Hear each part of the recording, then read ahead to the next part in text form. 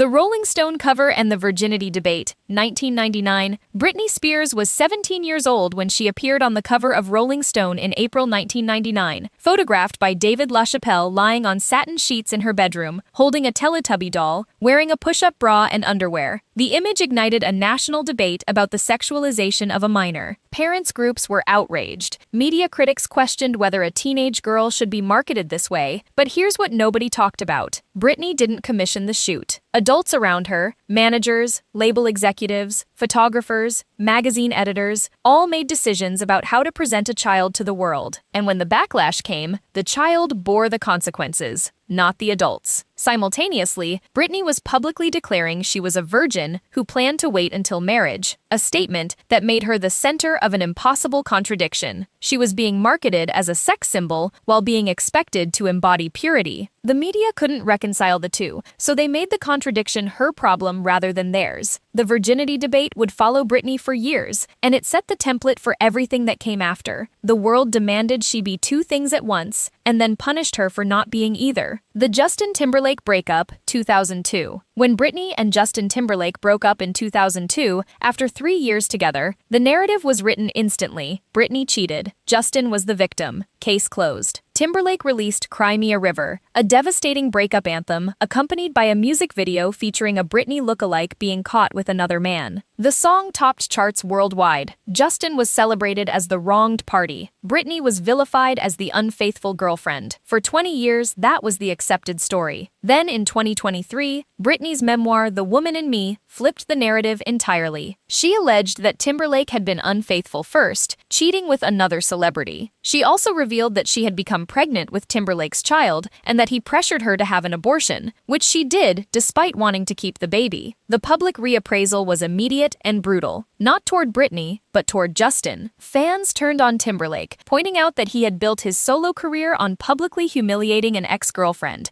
while being privately guilty of worse. The Britney-Justin saga became a case study in how the media treats women versus men. The woman is destroyed while the man is rewarded, and the truth takes 2 decades to surface. The 55-hour marriage, 2004. On January 3, 2004, at 5:30 in the morning, Britney Spears married her childhood friend Jason Alexander at a little white wedding chapel in Las Vegas. The marriage lasted 55 hours before being annulled. The media treated it as evidence of Britney's instability. Late-night hosts made jokes for weeks. The incident became shorthand for celebrity recklessness. Looking back, a 22-year-old making an impulsive decision in Las Vegas barely registers as unusual. Thousands of people get drunk married in Vegas every year. But because it was Britney, because the world had decided she existed for their entertainment, a spontaneous mistake that any normal person would laugh about became a permanent mark on her public record. The Kevin Federline era, 2004 to 2006. 3 months after the annulled Vegas marriage, Britney began dating Kevin Federline, a backup dancer she met at a club. They married in September 2004. The relationship was immediately controversial. Federline was perceived as a gold digger who had left his pregnant girlfriend, actress Shar Jackson, for Britney's fame and fortune. Their UPN reality show, Britney and Kevin Chaotic, documented their relationship with handheld cameras and was critically savaged, widely called one of the worst television shows ever made. Britney gave birth to Sean Preston in September 2005 and Jaden James in September 2006. In November 2006, she filed for divorce. The Kevin era was treated by the media as evidence of Britney's poor judgment, but it also revealed something darker. A young woman surrounded by people who were either unable or unwilling to protect her from her own vulnerability. Federline's 2025 memoir would later make damning allegations about Britney's behavior during this period, though Britney's supporters have questioned his motivations and credibility. The head-shaving incident, 2007. On the night of February 16, 2007, Britney Spears walked into Esther's haircutting studio in Tarzana, California, and asked for her head to be shaved. When the stylist refused, Britney grabbed the clippers and did it herself while paparazzi photographed through the windows.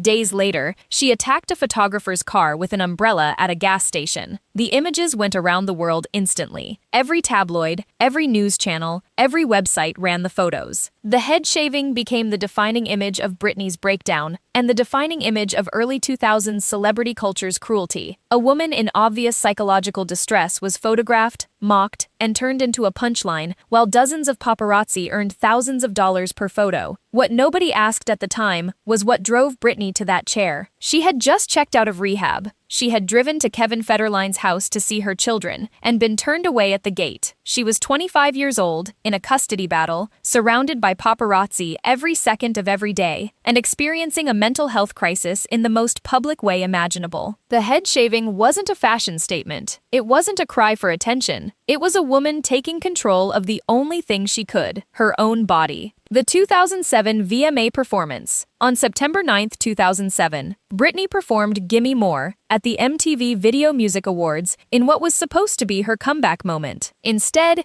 it became one of the most criticized performances in television history. She appeared disoriented, her choreography was sluggish, and her lip-syncing was noticeably off. The media was merciless. Critics called it a disaster. Comedians made it the punchline of the week. What nobody knew at the time was the extent of Britney's mental health crisis. She was months away from involuntary psychiatric holds and the conservatorship that would control her life for over a decade. She wasn't a pop star who gave a bad performance. She was a woman in crisis who should never have been on that stage. The VMAs invited her to perform because her breakdown was ratings gold, and then the world punished her for not performing well enough while falling apart. A fan named Chris Crocker uploaded a tearful video titled "Leave Britney Alone" that went viral and was mocked almost as relentlessly as Britney herself. The conservatorship, 2008 to 2021. In February 2008, following 2 involuntary psychiatric holds, Britney's father, Jamie Spears, was granted a temporary conservatorship over her person and estate. What was meant to be a short-term emergency measure became a 13-year legal arrangement that controlled virtually every aspect of Britney's life: her finances, her career, her medical decisions, her social interactions, and even whether she could drive her own car. During the conservatorship, Britney released 4 albums,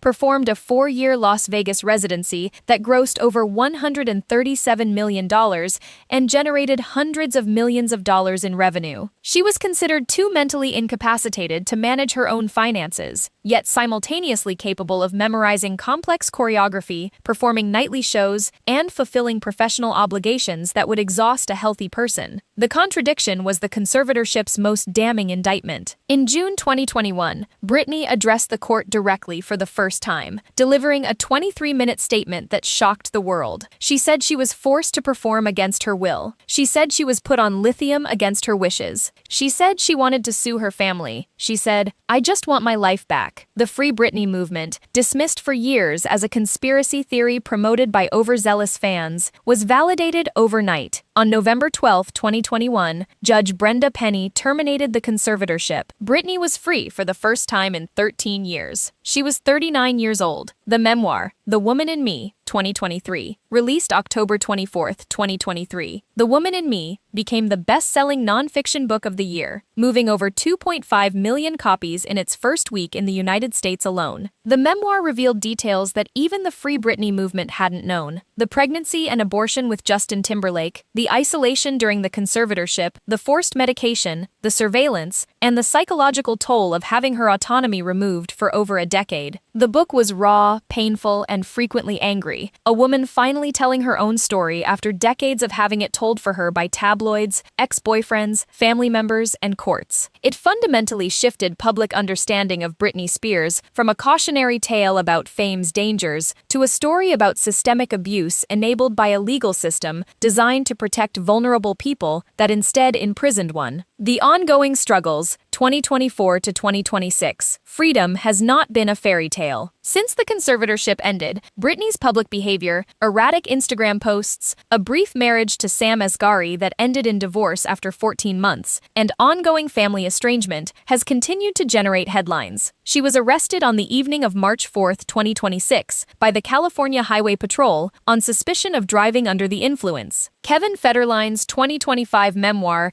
made damning allegations, including claims of substance abuse and erratic behavior during their marriage. The post-conservatorship era has been messy and complicated, which is exactly what freedom looks like for someone who spent 13 years having every decision made for them. Britney's supporters argue she deserves the right to make mistakes, including bad ones, because making mistakes is what free people do. Her critics argue she still needs help. The debate mirrors the fundamental question the conservatorship raised: who gets to decide when another person's choices are good enough to be their own? Britney Spears was 16 when the world fell in love with her. She was 25 when the world watched her fall apart and turned it into entertainment. She was 26 when her father took control of her life. She was 39 when she got it back. She was 43 when she was arrested for DUI. Her story is not a cautionary tale about the dangers of fame. It's a mirror, reflecting exactly how society treats young women who are elevated, exploited, destroyed, and then blamed for their own destruction. The controversy was never really about Britney Spears. It was always about us, about what we watched, what we laughed at, what we bought tickets to, and what we chose to look away from until it was almost too late. Britney survived all of it. The question now is whether the world has learned anything from what it did to her.